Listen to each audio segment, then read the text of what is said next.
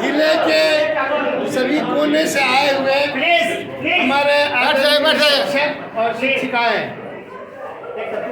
इस उल्लास, इस हर्ष और खुशियों के इस माहौल में देख करके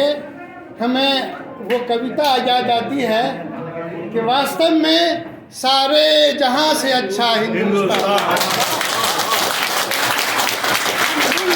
इसकी ये गुलसिता हमारा, एक गुलसिता में हर रंग के फूल होते हैं। आज अनेकों रंग में हम सब रंगे हैं, मन से भी, मस्तिष्क से भी, शरीर से भी, आत्मा से भी। हम आशा करते हैं कि हमारा समाज और हमारा यह देश हमेशा ही विभिन्न रंगों से रंगारंग रहते हुए हमेशा और हमारे डॉक्टर विजय बाबू अपनी ओर से,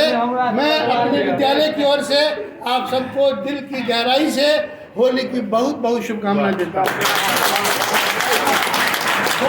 सम्मानित मूल्यांकन निदेशक महोदय, उपस्थित माध्यमिक शिक्षक संघ के पदाधिकारीगण,